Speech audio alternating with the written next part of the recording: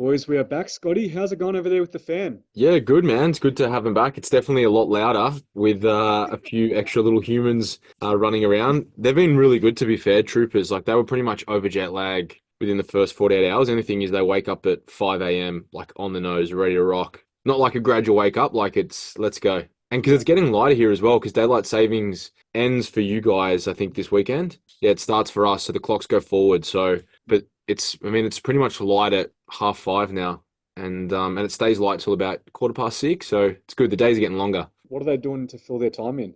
We've been keeping them pretty busy. We probably go to two different parks most days. I mean, we're heading up to London tomorrow for 2 days just because of the we've got some time off at Surrey's because of the Six Nations and no training Thursday. So we're going to head up there. But otherwise, we pretty much just go to the park a couple of times a day. Jen will normally take him out while I do my work block, and then like yesterday, we did some gardening around the house, just little things to try and keep him busy, man. You just have to, I mean, Harvey's obsessed with Lego, so we'll do some Lego for an hour or so, but it's just literally like trying to fill in tasks as the day goes. But now that the weather's better, it's good. You can kind of get out and do a bit more. It's not freezing. It's like between 8 and maybe 14, 15 degrees, which is really nice.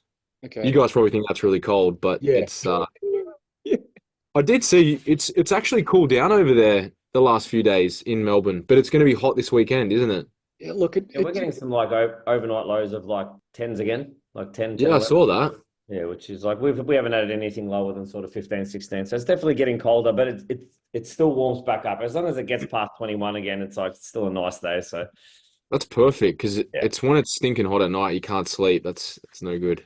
what's the plan over Easter there? Do they have public holidays? What are you guys going to do? Yeah, so we have the bank holidays on the Monday, which is not really a holiday for me. I mean, I don't have to go to training, but I've still we'll have a work block check-ins, but not too much. I think we're gonna maybe do something here, but otherwise, like I said, we're gonna head up to London for 2 nights, just stay in the city, maybe do some stuff with the kids. Hopefully, it's nice weather and can take him out to Hyde Park. And Harvey's desperate to go on the double-decker buses again, so probably just do that right around, eat lots of food, drink lots of coffee. In the in the thumbnail, obviously I was holding up some hot cross buns. Do you guys have those over there?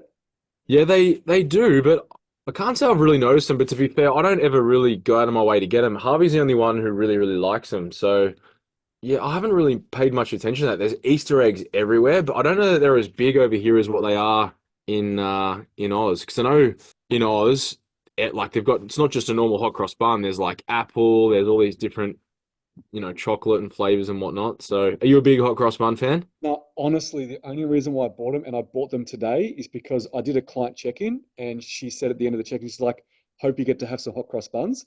And I was like, I replied and I said, I haven't had any yet because obviously I dieted through January, right? We went to Mm. Bali, came back. I've been super busy. I haven't even worried about it. This is literally the last week for me to even have one hot cross bun. So I bought some today and that's the reason why I've got them. Otherwise, I'm not a big fan, but it only ever happens at a certain time of the year. So I was like, oh, I'll get involved and my macros have gone up. So Yeah, you got cows to spend now. yeah, yeah. How about UMG into the hot cross buns? No, I just actually bought maybe some gluten-free ones from Woolies. Hmm. Woolies have got heaps of good gluten-free stuff, but I just saw them choc chips, so I'm like, yeah, she deserves that. So I bought her some Nice. gluten-free. She said they were not too bad. I don't reckon I've had a hot cross bun in 10 years, man. But how's Meve going? How's everything going over that way? Awesome, man. Absolutely awesome. Yeah, she's beautiful. She's poor little angel, actually. She's got a little bit of maybe like a little bit of a rash or they get a little bit of that sort of newborn acne, which I think is unsettling her a little bit sort of from her like upper chest and definitely up around her neck and face, which the first time it happens, you just don't know any better. So you don't know if it's normal or which turns out it is very normal. And I think I mentioned to you guys off air, she's just been a little bit unsettled the last little bit, just about that 5 week mark now. So starting to work out what life's going to be like out of the womb. And, we've had a couple of nights of very, very minimal sleep, but for the most part, everything's been absolutely amazing. She's so adorable, man. I just stare at her for hours and hours and hours. I was walking with me today and I said to her, I have this feeling inside. I have this like perfect inner peace. Like it's all I've ever wanted. I feel at peace, but at the same time, I have this burning desire to just do more than I've ever done. It's Hmm. like it's such a they're worlds apart, but they're just working together beautifully in synergy at the moment. That's It's a awesome, man. it's a Mm. nice feeling, man. Well, it's going to be an amazing year for your life and also for your business too. So It's gonna be absolutely awesome. How you doing, bro? Me, I'm doing good. Doing all right. Yep. Obviously, back from Bali, getting back into the swing of things, back into, going to my own gym again and just getting back into my routine and schedule. Looking forward to having a couple of days off with the fam for Easter because I haven't really had a chance to catch up with them because I was away for a little bit and we were under the pump before we left. And then I came back and I've just been under the pump again. So I'm just looking forward to spending some time with fam, to be honest. Nice. All right, we got a fair bit of questions. One of them was from UMG. It had to do with client check-ins. So, friends with one of your athletes, they let me see your check-in. I was mind blown. What's the industry standard for a check-in? So, tell us maybe what you do for your check-ins and what should be the industry standard. What should people expect from their coach?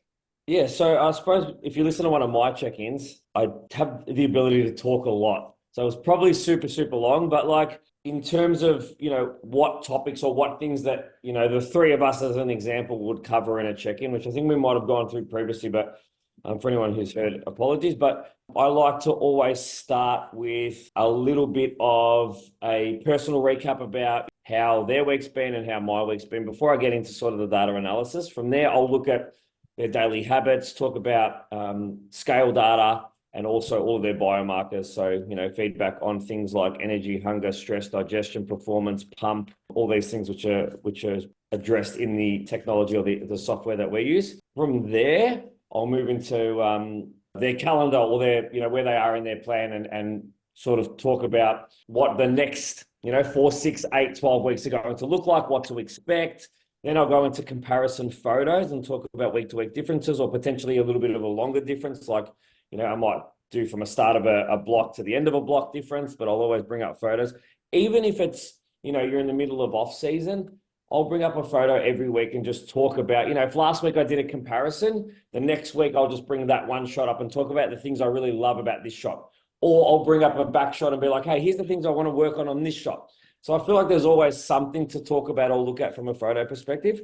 Once I've gone through photo comparisons and given feedback on that, I'll then bring up the training log. I'll talk about, their intensity, the progressive overload that they achieved for that week, some potential targets for the week moving forward. And then, with the software that I use, I can bring up specific exercises and look at, 1, 3, 6, 12-month progression on that movement pattern, however long it's been in the program, and start to pick apart certain movements and be like, oh, this has been really fruitful for us, but we've really struggled on, this pen lay. Why do you think you haven't been able to progress this movement pattern? So really, nitpick certain movement patterns. And then I'll always finish with a summary of everything. So whether I've made any changes to nutrition, training, expenditure, anything that I want to work on for the week, things like, maybe water intake or sleep. And then I'll always finish with just a personal message at the end. So these things can go anywhere from 6 to 20 minutes, depends on the athlete and the goal. So do you have some questions that you ask back to them at the end of the check-in and expect a response?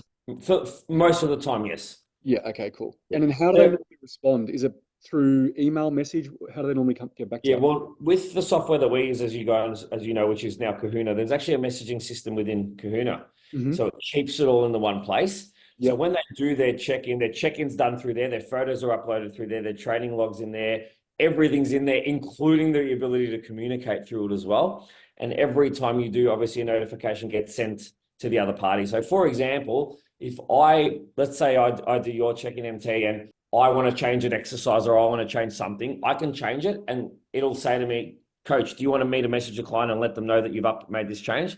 And I'll be like, yes, tell them. So you'll get a notification on your phone. Coach has just changed your push day. But I can also not message you as well. I can update something and not tell you. So most of it's done now via that, but there's still a ton done through Instagram and Instagram DMs as well. So you do your response via Loom, if that's correct, right? So yeah, it's so a video response. So basically everything that I'm looking at is up on the screen, along with my ugly head in the corner. And you get to look at what I'm looking at. So it just gives it a little bit more merit. Scotty actually put me onto that. And it clicked with me straight away. And just with my personality and the way that I like to communicate with people, I think people being able to see my face and feel my emotion and hear my voice just makes a really, really big difference. And that's why I like it. And this recent transition over to this new software I spoke to you about has just been a game changer as well. So I think, the feedback that I get often from people is like, when I take on someone new or have a consult with someone new is, their week to week kind of consultation or feedback from their coach is very short, maybe an email with just a couple of lines. And I think anyone taking the sport as seriously as, you know, the three of us are, knows that regardless of what phase you're in or what your goal is, there should be a hell of a lot to talk about week to week. So, you know, the points that I've mentioned tonight, if you're not getting some type of touch on those type of points weekly, you know, maybe that's something you can have a conversation with your coach about as to, you know, these are some areas I would like some more feedback in.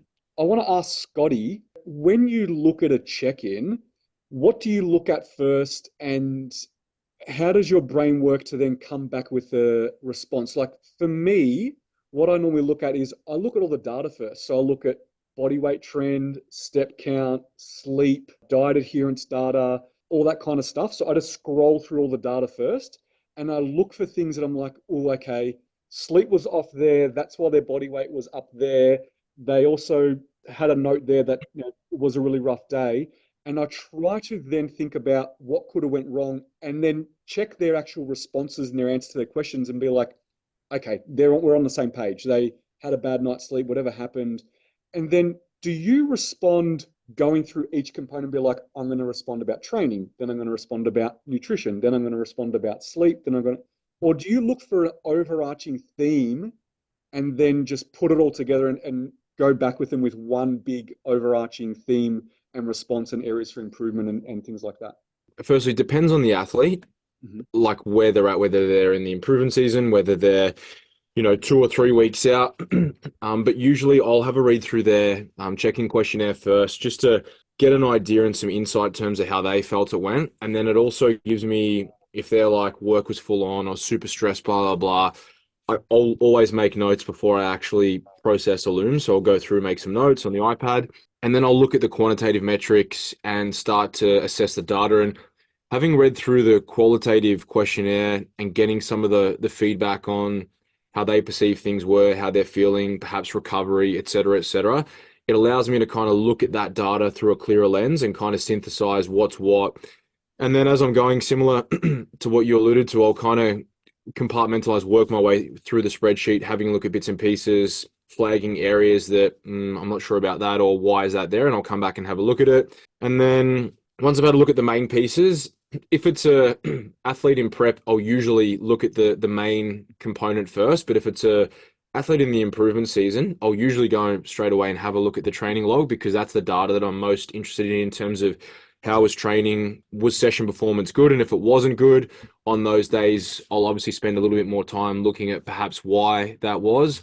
If they had a video analysis, so certain movements I want to have a look at, I'll go back and rewatch that. I've just moved all of my acute communication to WhatsApp, just because it's a bit quicker to download, and I'm on that platform most of the day anyway, communicating with the players at Saracens. That's sort of how we do that there. So that makes it a bit easier. But once I've made all my notes, I'll kind of prioritize what is most important versus what is least. And again, it just depends. It will usually vary week to week. But again, in the improvement season, most of the time, there'll be more time spent around the training, perhaps video assessment, looking at certain movements, perhaps also giving them some indications on, you know, they might have had, say, a top set of 6 on a pendulum squat or something like that. And then I watch that back, and then I'll literally download the video, watch it back, slow it down, look at rep cadence. And then when I'm speaking about it, I may even upload that whilst I'm processing the loom and being like, as you can see here, when we have a look at this here, this is where you tapped out. But when we look at, say, reps 4, 5, 6, there wasn't that much of a variance, which means maybe we could have gone one more. Or if it's a technical point that we need to try and make an adjustment, it makes it so much easier to articulate what you're saying and also to show them in real life time. Like, the reason your deadlift felt messy is because when we watch this in slow-mo, like frame by frame, you can see hips rose first, you lost tension in the bar, you know, you didn't have it over the midfoot, whatever it may be. And so I'll usually go through there, but I'll always have my notes in a checklist of what I want to cover. And I'll either have them, Loom has a notes component that you can actually put the notes that you want to touch on the screen so you can see your notes, but they perhaps can't. So I might have a couple of dot points if there's a lot to get through. Otherwise, I just have my dot points on my iPad to the right, and then every now and then I'll just have a glance and see where I'm at, and we'll usually cover it that way. Awesome. That's good. It really gives people a good indication of what they should expect in a check-in from their cover off some other quicker, maybe quicker to answer questions before we get into some other bigger ones there. So this one here is just about federations and age categories. So should age categories be consistent across all feds? If so, what should they be? So I think they come more closely aligned. I remember back in the day, this is a long time ago, I believe there used to be like for ICN or INBA, it used to be like a teenage division, which was like under 19s. Then there was like Mhm. juniors, which was like under 21s. And then it went 30 plus, 40 plus, etc. Then they got rid of the teenagers and then they just had the juniors, and that was brought up to 23s, I think. But now I think they're all kind of aligning where it's like 25 and under, 25 over under for most. We're talking about the Mhm. multi-feds. And then it's pretty much 10-year gaps after that. So it's 30 plus, 40 plus, 50, etc.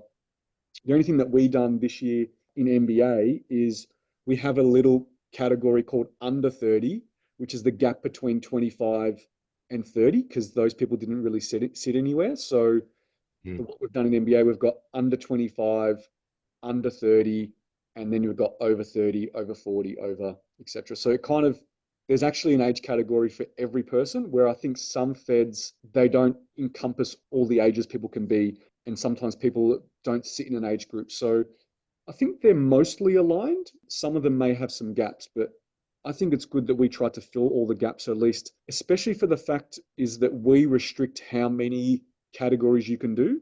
So therefore you can really pick the ones that you're best suited in. And that's why we did that.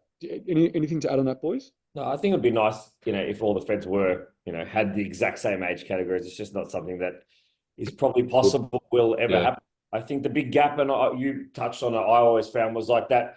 It was always that 23 to 30 gap. Mm-hmm. It's like, oh, if I'm 29, it's like, oh, that sucks for me, because it's like, I don't get to kind of go anywhere except for, novice, open, rookie, whatever I fall into. So I think you guys have done a good job to fix that hole. And I've even had people say to me, why do we have to have age categories? Age categories are important. I think when you're talking about, a physique-based sport, an aesthetic judge sport, age does play a part for multiple reasons. One, the body changes as time progresses, but also, the older you are, the longer you've had in terms of training experience potentially. Mm-hmm. And I just think that, it's definitely a different look as you age in our sport. And I think age categories have a very important place. Talking about age, there was a question here is, I'm first time competitor. From a training perspective, I do have some anxiety that I'm not going to be as competitive as people that are older than me. So that's another reason why we have age groups, so that you can put yourself in a position where you are competing against people that are your age, maybe your experience level too. Also the reason why we have experience level categories: first timer, novice, beginner, intermediate, open. There's all different ones. That's something that all federations aren't completely aligned on. We're trying to change ours a little bit in season B, but that's a probably discussion for another day, so that we can encompass things a little bit better than how they are done in the past. But I think we spoke about in last potty, didn't we, MG, about people comparing themselves to others and something that's really not within their control. And Yeah. we're in a sport where we're going to be judged. So Yeah. you may put yourself in a position where you aren't going to be against these people, but you might be in a position where you are, and there's nothing you can essentially do about it. It's more about concentrating on yourself and being your best self and Yeah. seeing where the chips land. If that means that your best self is also the best in the day, then that's the cherry on top. But as long as you are the best you can potentially be, that's all you can ever ask for. Man, if you ask me, and I'm sure Scott will be the exact same, what we would consider serious competitors is anyone who gives the process 100 fucking percent, not what they look like in the end. That's what I would consider a serious competitor to be: someone who, commits to the process and leaves no stone unturned. The end result sometimes, will be out of your control as to who you stand next to. And we've seen 20-year-olds stand on stage and win pro cards, and I've seen 40-year-olds stand on stage and win pro cards in the same season. So I wouldn't let, your current position in terms of age dictate how serious you're going to be. I would let the way that you tackle the journey be how you judge yourself as a serious competitor. I literally had this conversation with one of my athletes who said, "Oh, I wish I would have started earlier. I feel like I'm a little bit too old now."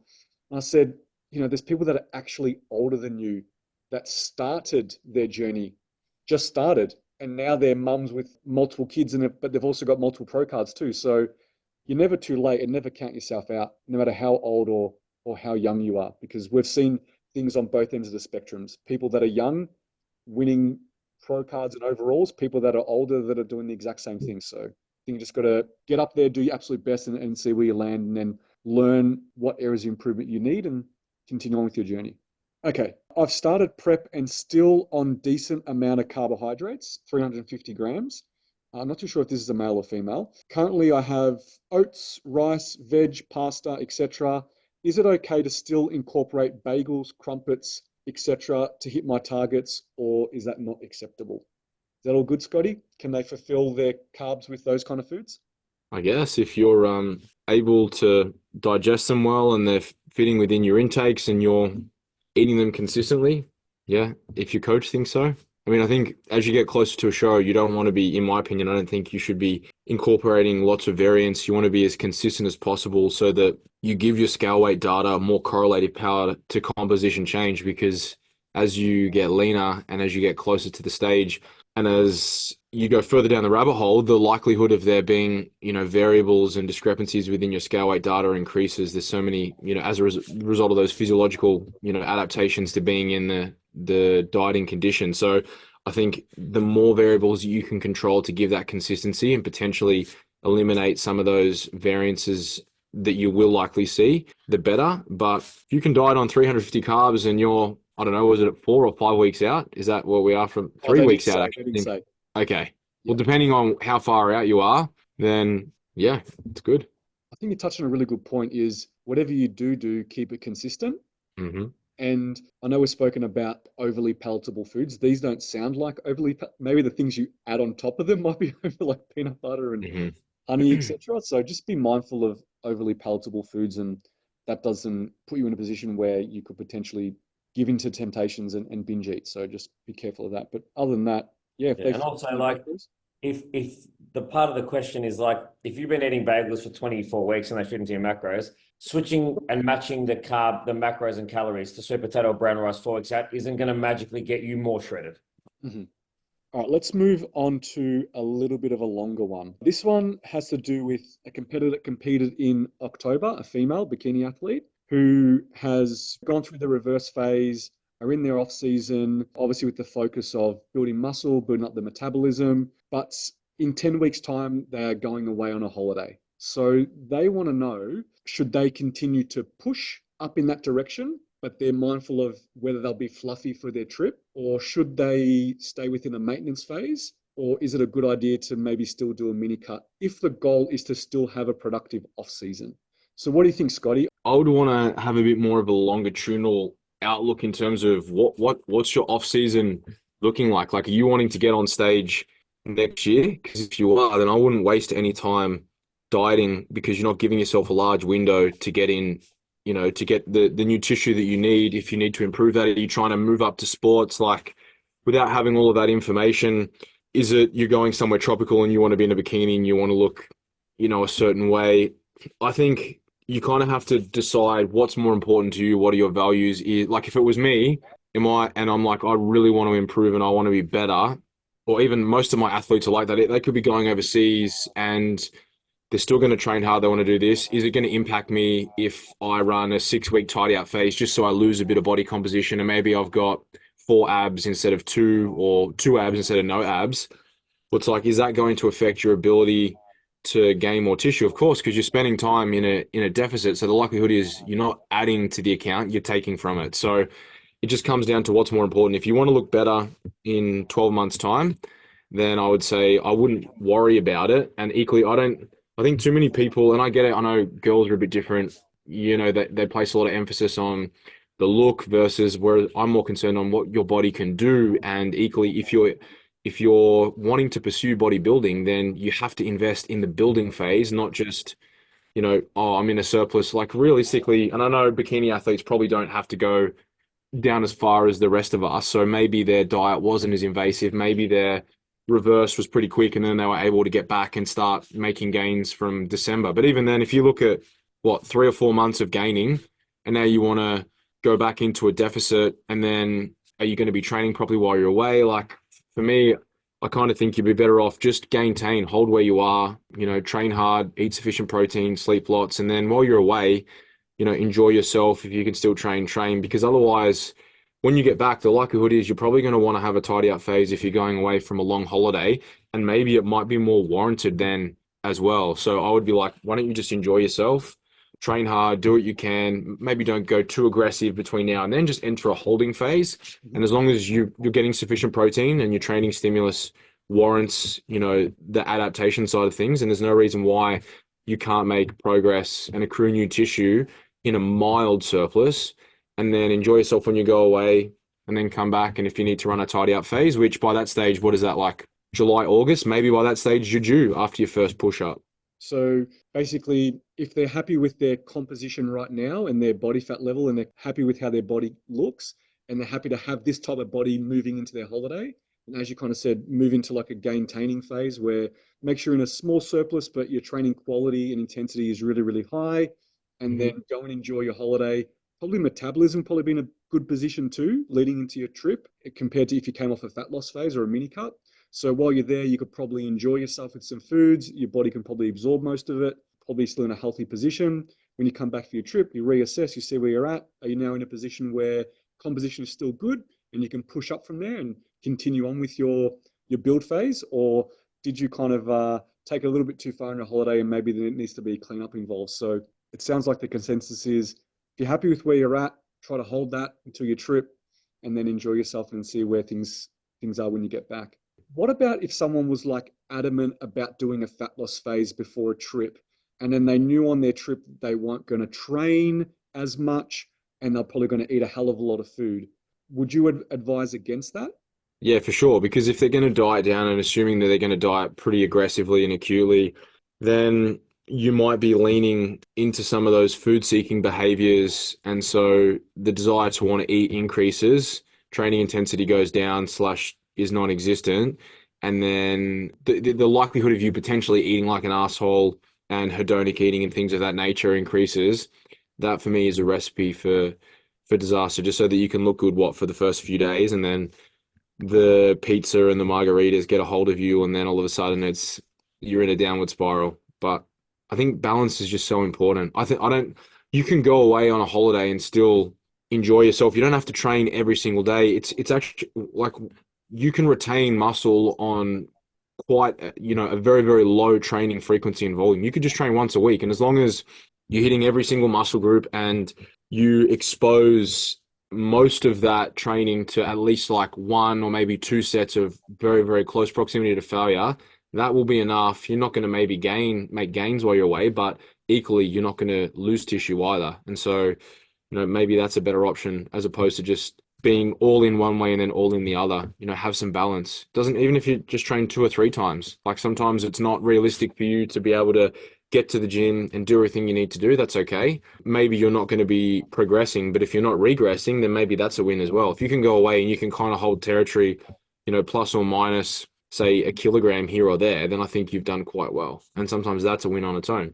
So do you Hmm. kind of advise against going on holidays post a show?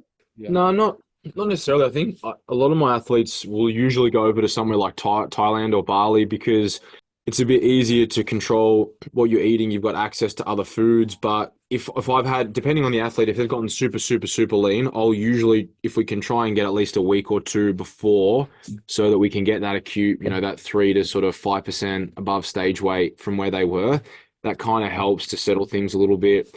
Maybe you can iron out some of those creases and then they're good to go. But I think it's also going to depend on the person and on the athlete as well, like on where they're at, how lean they got, what their relationship with food was like, beforehand. Like some people can just get inside out and then they finish, and yeah, there's an increase and there's a desire to want to eat more food, but they can be a little bit more intelligent around the approach that they take toward, okay, I know I'm really, really hungry, and I know if I go out for ice cream for lunchtime, I'm probably going to overindulge. Whereas before I do that, I'm going to have a really, really good meal with lots of fiber. And then maybe I'll go and I'll have an ice cream with those guys then, because I'm going to be sat there.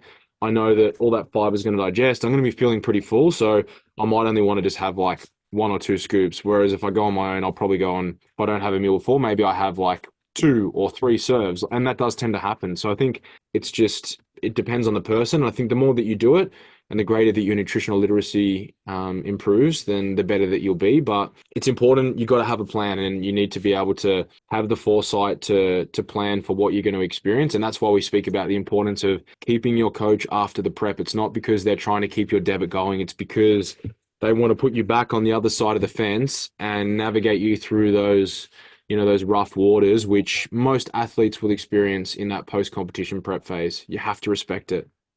Yeah, definitely. Anything on that, MG? I've done it, man. I've gone on holiday straight after a prep. Mm-hmm. I went to Italy for like 6 weeks to live with my like family that I've never met. And yeah, man, it was definitely difficult. It was definitely something that I wouldn't put myself in that situation again. I found myself putting weight on and then trying to claw it back, and then putting weight on and trying to claw it. Not doing anything ridiculous, but just limiting my enjoyment on the holiday. It was a pre-planned trip. We weren't even going to do that comp. Remember, I told you I really wanted to do it and convinced you to let me do it. And we left, pretty much a week or something after it. So, but I found myself doing that. I found myself, overtraining, eating a lot, doing a crazy amount of steps, just trying to keep myself at that sort of equilibrium. And it was definitely a learning curve for me, man. Yeah, definitely. I think, as Scotty said, everyone's different, and there's some people that could probably handle it well, and there's other people that you're like, maybe see if you can push that trip back to, say, 2, 4 to 6 weeks post show, and you probably have a better time and more enjoyable time for sure. Sure, definitely. All right. This is a little bit of a longer one. Male, 28 years old. He's just over 6 foot, so he's 186 centimeters. During his maintenance calories outside of prep, he was on around about 3,700. He's currently in prep and he's on around about 2,500. His question is, my diet outside of prep was quite high in carbs. So I was on around about, 500-600 grams of carbs.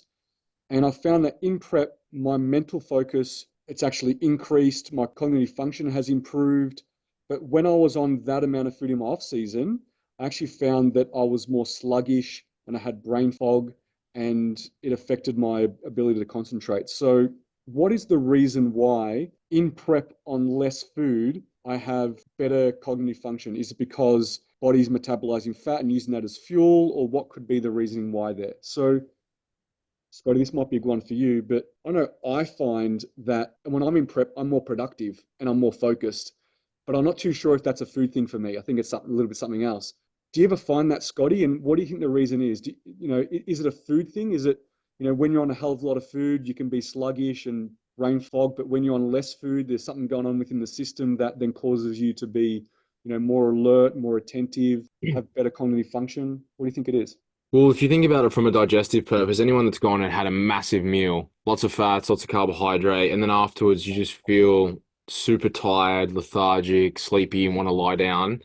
We touched on some of that stuff like when we were in the treat around, I guess, some of those ranges for carbohydrate intakes per hour in terms of what we can actually metabolize, and different transporters in terms of what those thresholds are. But I think if you're eating, as someone who's had to eat up as high as 800 grams of carbohydrate, it sounds good in theory, but it's not fun because you're force feeding. And again, you're pushing that upper limit in order to get sufficient energy into the system to put yourself in that surplus. And so if you're constantly having to eat and you're also you're always topped up at that threshold, then digestively you're always under duress, versus if you're on, say, 300 grams of carbs and you're spacing that out over, say, 5 meals, then the actual volume of food is a lot less. So gastric motility is going to be a lot better, but also you're within that threshold of sort of 80 grams of carbohydrate per hour. So you're going to be able to digest, partition that. It hits the blood a lot faster. So as a result of that, maybe you're getting some of that substrate into the bloodstream a lot quicker because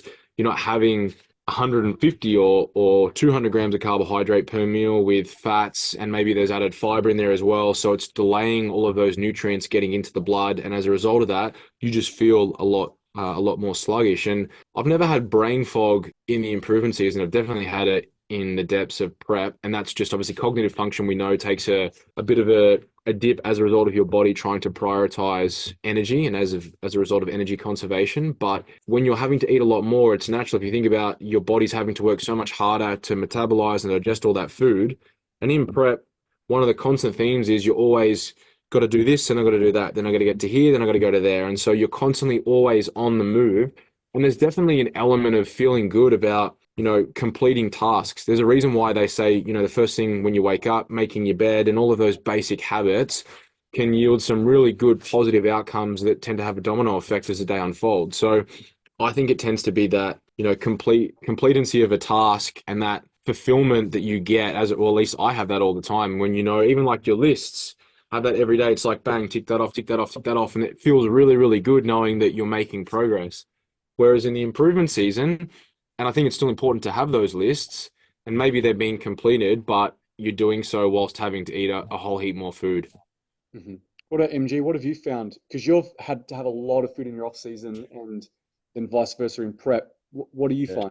Yeah, I don't think I could ever say that I've had any sort of type of brain fog from eating a lot. Definitely moments of being tired. I think for me, having such a big goal like a show coming up and just being so dialed in on a task like that makes me more structured. I plan better. I love ticking things off. So I think it's not that I'm eating less that makes me feel more focused. And I certainly don't think my cognitive function is better in prep when I'm eating less. I just think I'm more planned and more organized, and I celebrate the little victories a lot more. Hmm. So, Scotty, back to you. Is there a component of being in a deficit and burning body fat and using that as fuel? Does that improve cognitive function? Because I feel like he's trying to ask that question. Is there something in that? No, I mean, when you're in a deficit, obviously you're inducing lipolysis, so you're oxidizing free fatty acids. Not that I'm aware of. I mean, in those initial phases, yeah, but that's probably just because you're feeling so much better because, maybe you're having to prioritize less energy, as a result of your body trying to just digest what you're eating. Hmm. And like we spoke about, you can digest and partition those nutrients a lot quicker. But if anything, as you start to get leaner and energy deprivation starts to take a toll, then there will usually be a decrease in cognitive function. Because anyone that gets very, very lean, you'll have that. It's like you're maybe going to talk and then you just have like a mind blank where you forgot what you were going to say, or maybe you put your keys somewhere and you can't remember where they were. Hmm. Yeah. I never got to that point, but that's maybe my personality type is I'm very attentive and aware of everything that I do and where everything You is. you are, but equally, when you were very lean, you spoke a lot slower. You took your time a lot more. You moved a lot, like things like that that you wouldn't perceive, but we would have noticed. Yeah, That yeah, yeah. everyone's going to be different. Like you're not someone who's ever going to be all over the shop because you're very, very structured and systematic. But your processes were definitely slower because that was just your body's way of saying we're not getting sufficient energy to facilitate, everything that you want to do. Hmm. Man, don't you remember Trimboli didn't even blink for 2 months? Yeah. Sometimes I had to like shake my computer. I'm like, is his screen frozen? Like he's He frozen just used again, to but he's sit, not. he used to just sit there like that. Like you're right now, your shoulders are moving. See, once upon a time, you wouldn't have even leant back like that. Your head might have just gone like this. No, Look at mate. you know what's so funny is I was in church the other day for a wedding. Obviously, you got to sit there, you got to concentrate, right? And I had like friends next to me either side, and they're fidgeting, they're losing concentration, and they're like, "Bro, you didn't even move." And I was like, "Yeah, you know what happens when I'm in situations like that? I go into like a meditative state where I find a position where my body's comfortable, and then I do not move. And I guess it's like a preservation of energy kind of thing. Same Yeah. thing as like in prep, because I knew I used to sit here in on the couch during the potty and just not move, just to conserve energy. Just be stationary. Yep. Scotty, what do we know about MT when he's preserving energy? All that extra energy that he stores comes out in emotional love and hugs. Yeah. Exactly. Some people, they don't speak, they get more irritable, but MT, he just likes to give you a hug. And it's not just a normal hug, it's like a really warm embrace, isn't it? Gorgeous, Yeah, it yeah. is. Yeah. Yeah, that's class. I was thinking about this the other day. I was like, I can't wait for that again. Like, I can't wait for prep and being that person again, but also just going through some like legit struggles, like just like every day being, this is hard, but how good, how fun is this? Yeah, it's good, man. And so, do you know what? A lot of them will come when you got to travel for workshops. Yeah, yeah, They're the good ones. yeah. That's okay. We'll get through it. That's the Yeah, man. man. I love it. Like I love the struggle. Like I think it's what it's Mm. all about. Hey, it's like how far can you just push yourself? How far can you go? my favorite part, man. Yeah. Yeah. I love it. I love the grind. Okay. Next one. What are some of the best things you've learned from other coaches? And what are some things you believe more coaches should implement in their practices? MG, you want to go first? Yeah, well, I mean, for me, really my first two mentors were you two guys, right? I mean, surrounding yourself with people who are doing the things that, you want to be doing and trying to soak in as much as you can, I think is the most important thing. And that's probably the best piece of advice rather than saying one specific thing. But, you both given me so much over the journey from strategy to, implementation to, even things like practice and process. So I think, if you're somebody who is, looking to learn or advance yourself, and we've said this 100 times, I think the best thing that you can do is, find someone that you admire and get them to coach you, and you'll pick so much up. Even things like the way you word feedback to an athlete or the way you support an athlete that's going through a tough time. The more coaches you surround yourself with that are doing great things, the more tools you'll then have to give to your own clients. I think the biggest thing for me was probably what Scott was able to give to me, which has been years now in terms of, what we just spoke about tonight, the type of information and feedback that's important to give back to an athlete in a check-in. And, now, I feel like I've taken that to, my own level. I've put my own pieces of input into it, but without, what he gave me at the start, there's no way I'd be able to be where I am today. And, I probably haven't told him enough, but I'll be forever grateful for that, as I will for you, bro, for, all the things that you gave me in the early days. A lot of my first athletes were referrals from you. So, there's so much to learn, and I still feel like I am learning. But, the only thing that I can say is pairing yourself up with someone or getting someone in your corner who's doing all the things you want to be doing is the best move you will ever make as a coach or as an aspiring coach. Definitely. And what do you think more coaches should be doing more of? Man, giving, genuine heartfelt feedback to their clients. I think a lot of the times we can become, super analytical, but, we've got to remember that there is a human being at the other side. And, you guys are really great at that. Scott will start, or every check-in you start, man, is about my family every time. Before we get into the facts and figures and, what we did well and what we didn't, it always starts with me. It always starts with Talia. Before Talia was born, it was always about me or work or how I'm doing. Or, when Talia was, on the way, it was always about what to expect and what's to come. I think that's something that a lot of coaches don't do. And I think it's such an important piece of the puzzle. When I start that check-in, and we're best mates, I've been mates for a long time now. That's my favorite part. I look forward to that first bit. I look forward to hearing about what you're going to suggest I should do this week to make my life a little bit better. They're my favorite bits. So I don't think a lot of coaches maybe value or give importance to that part of the process, but there's a lot of people out there like an MG who really value that type of stuff. You can be great at analyzing stats. You can be great at looking at photos and putting them next to each other and giving feedback on body parts that are getting better and, talking about training intensity. But you need to understand how to manage the human being and manage the personality and the emotion that comes out of that human being. And I think that's something that a lot of coaches, probably should give a little bit more time and attention to. What about you, Scotty? What have you learnt from other coaches? And then the final question is, what do you think coaches should be doing more of? Yeah, I think what MG touched on is just really important in terms of surrounding yourself with people who are smarter than you, who are where perhaps you aspire to want to be at. I mean, I think the moment that you think that you know everything and that you've hit the pinnacle of where you're at, then that's where, you really just level off and plateau. There's not much further, there's no more progress for you to be able to take. So I think you need to be humble and always be willing to be open to new information, to taking on board feedback.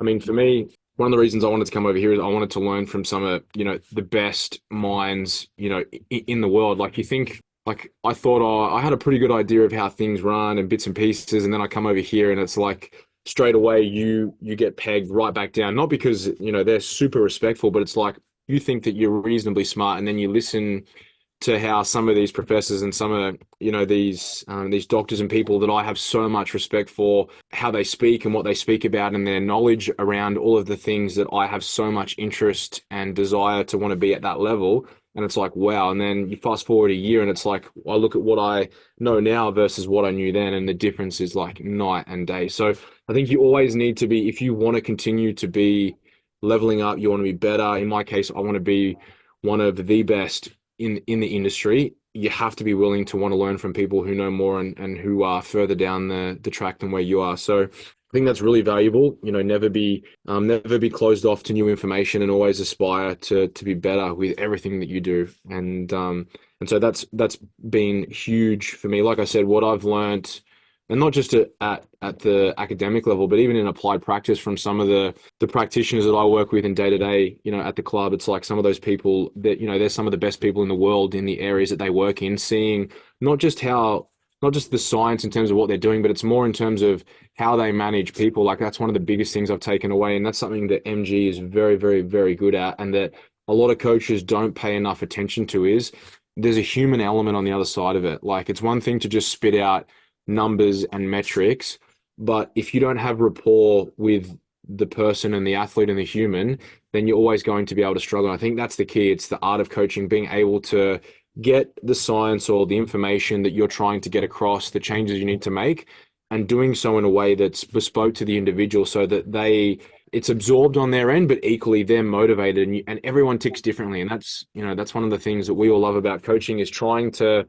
find what makes this person tick and what makes MG tick versus what makes you tick versus what makes me tick. We're all very, very different. And so I think that's the thing with all of your athletes, and having that diversity and having the skill set to be able to still perhaps convey similar themes and methodologies, but doing so in a way that helps the athlete, because it needs to be specific to what they need in terms of how they operate. So I guess my long-winded answer would be to just be around good people that are very, very advanced, and that you are at a level where you want to get to. And I think, yeah, to touch on what MG said, I think more coaches probably need to engage in the human element and not just look at the client as a weekly debit, which a lot of online coaches do because they see the money side of it, the flexibility. But if you truly care about your athletes and you're invested and their goals are your goals, then it will shine through. It'll show in the check-ins, it'll show in your passion, and it will show in how quickly your athlete roster tends to grow. Yeah, it's so funny that all three of our answers are pretty much exactly the same. What we get from other coaches is you have strengths that are my weaknesses, and I want to learn from you and I want to evolve so that I can then make them my strengths. And I think one of the things that more coaches need to do is identify that, is see where their weaknesses are and surround themselves with people that can help them improve.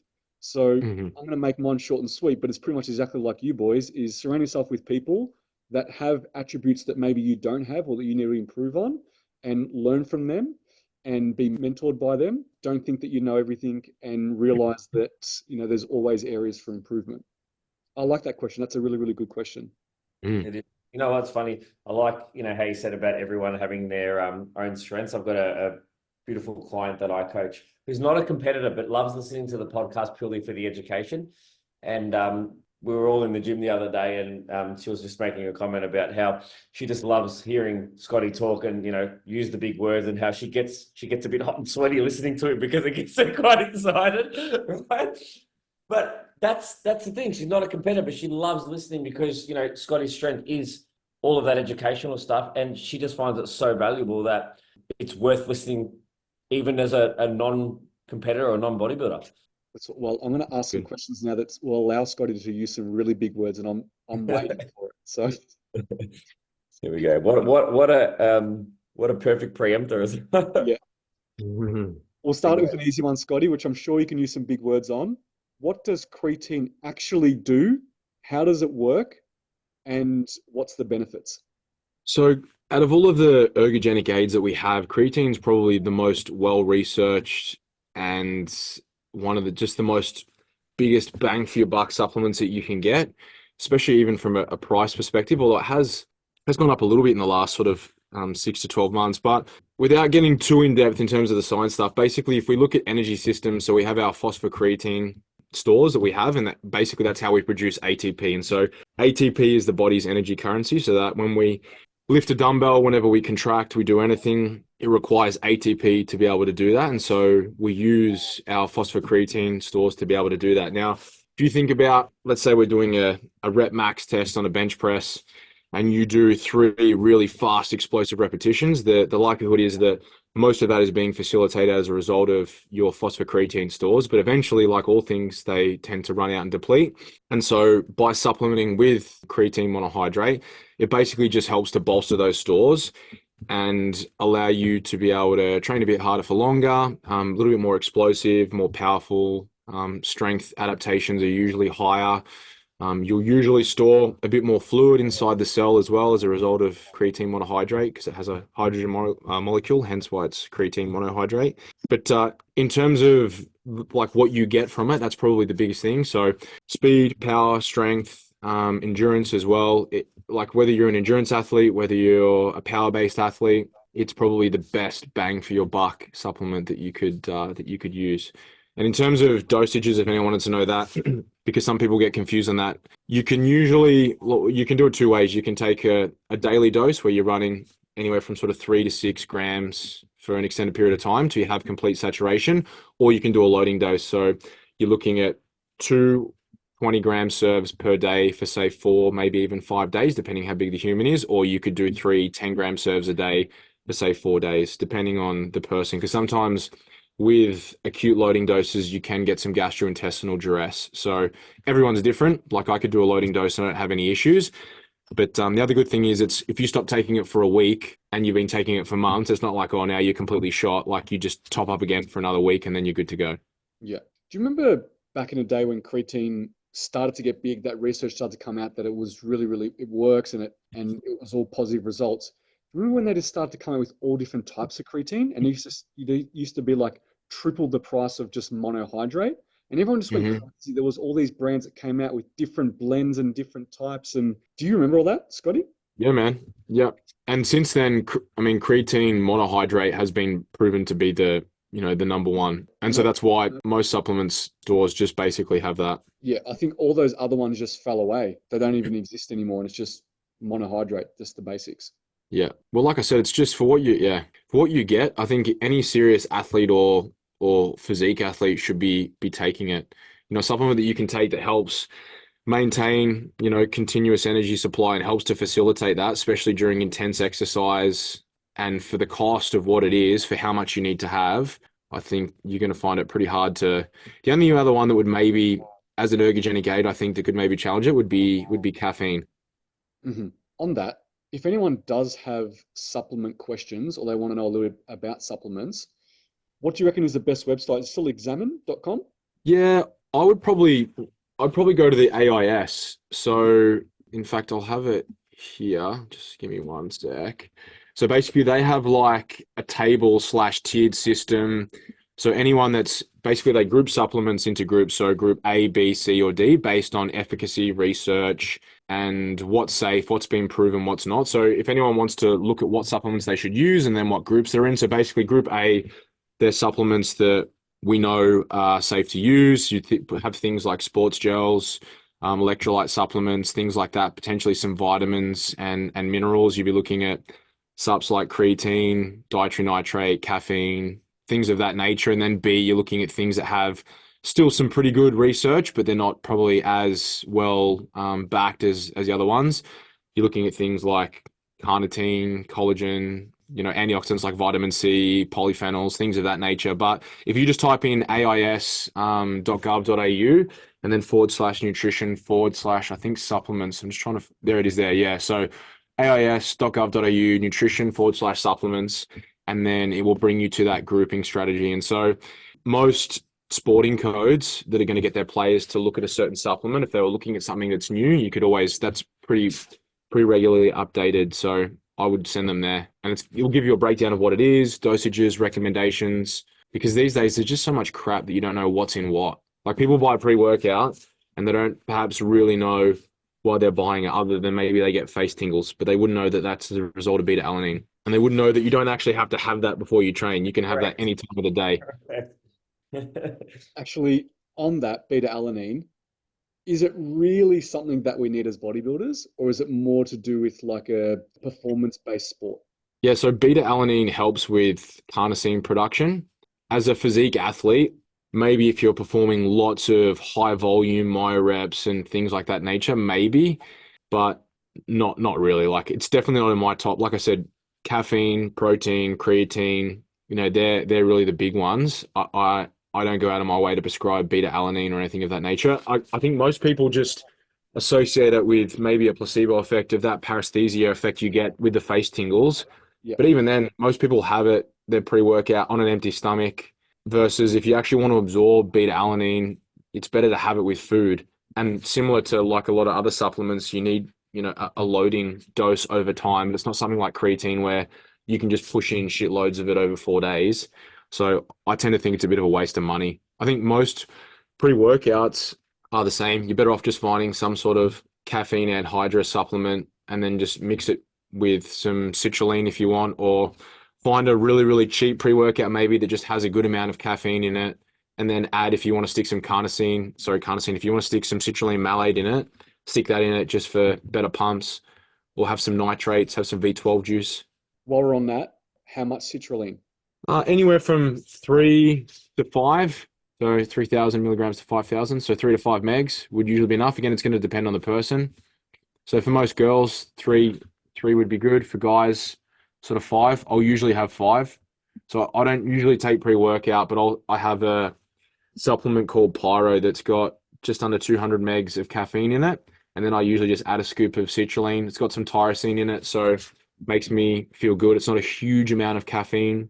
So I think that can be beneficial. Caffeine as an ergogenic aid, like I said, that is on par for me with creatine as being the biggest two. And especially, I don't know whether you boys had a chance to read that paper I sent you, but around, obviously I've been spending a lot of my time looking at the research in the menstrual cycle, and that paper I wrote around attenuating the gap that we see in that early follicular phase. So when a female commences their period, that, supplementing with 3 to 4 megs of caffeine per kilogram of body weight an hour before training can actually do that. So that dip that a lot of girls see that they get when they commence their bleed, supplementing with caffeine can definitely help that a lot. Awesome. Caffeine for the win. I know we speak about caffeine in every single podcast, I think so. Well, MG as well, I would know, when you have children, you also need lots of caffeine. Dude, I did 5 heaped teaspoons of Nescafe this morning. Wow. That's like not the caffeine. They'd actually be really strong. Like it would be strong coffee. Yeah, you know what I do, man? 5 heaped teaspoons, 1 equal that much hot water, and I did that much skim milk. And how much? Okay, so but it's still in a regular little mug, like not in a big. More milk than water. Oh wow. Okay. So yeah, because that's a lot of coffee. It's pretty. I don't know, man. It's still like a Monster. Felt like it gives me more buzz than 5 heaped teaspoons did. How much Monster got in it? How much caffeine? I feel like it's like 30 grams per teaspoon. Yeah, about 30 megs, something like that per teaspoon. Yeah. 30, yeah. So it's not that high. It depends on the brand as well. Nescafe. Nescafe Gold. Not Moccona. Yeah. Nah. Can't do Moccona. Funny you say that, mate. No, it's funny you say that. I swear there was a morning the other morning.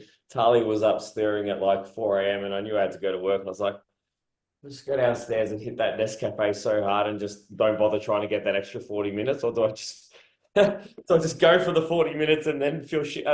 It's such a funny thing that goes through your head when you're sleep deprived. You know what? I really understand why they used to torture people with no sleep, because it's really makes you question everything. Are you someone that can just fall back asleep like that most of the times, or no? Yeah. Yeah, so am I. Yeah. Yeah, I am. What are you? When you're in that sleep deprived state, though, you can fall asleep at the traffic lights. Has that happened to you yet, bro? No, that happened to me. Were your kids loud? Someone's tooting me. I'm like, oh fuck! I just fell asleep. No, were your kids loud sleepers as newborns? Talia makes a lot of noise. So like, she's in the bassinet, and you'll hear, and I'm like, oh my god, she's awake. I'll walk over, and she's fast. She's just dreaming. That all night long. Yeah. I can't sleep, MT. Please help me. You're not going to come over. I'm going to come over and visit. And you're like, all right, bye, guys, I'm out. You can look after. You know what will happen? You'll come over and she'll just sit in your arm for an hour and sleep the whole time. You'll be like, I don't know what you guys are fucking talking about. What are you guys talking about? She's delightful. What are you talking about? The joys.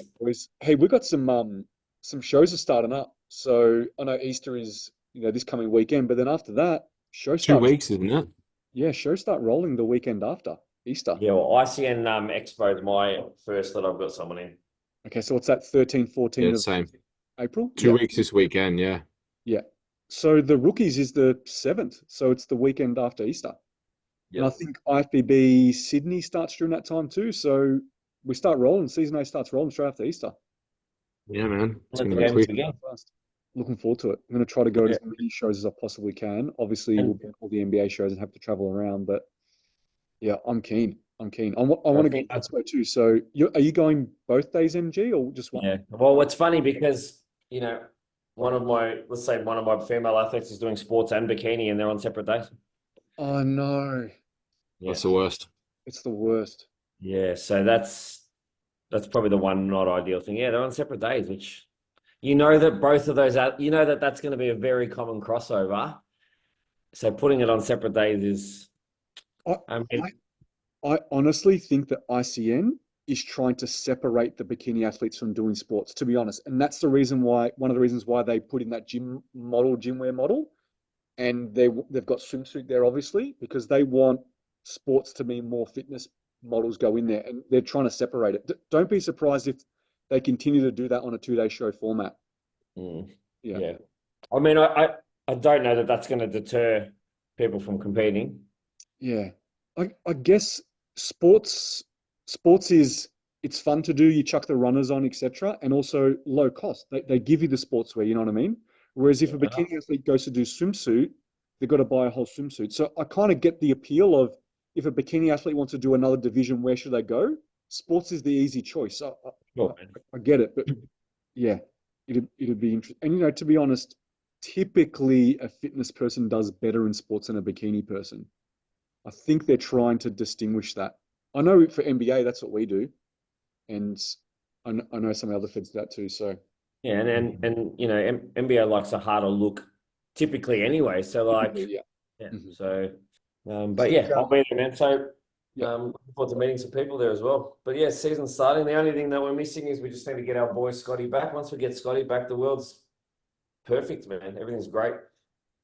I know I'm going to be living vicariously through you guys because I obviously won't be there. I just hope they run on time because that last show, I didn't sleep all night. I was awake. I think 5 was when it finished up because it ran late. Having athletes on. So You have us if you need us, bro. yeah, I'll be just FaceTiming you just to make sure. Done. Too easy. Absolutely. Good to see you All right. guys. Scotty, All right, enjoy boys. MG. Thanks, Enjoy mate. your night. Yeah, And, hopefully you get some sleep, bro. Thanks, guys. I really appreciate it. Good to see you both. You thanks too. everyone for listening. Thanks for the questions, and we'll see you all soon. See you in the next one. Hey, Yeah. guys. See ya.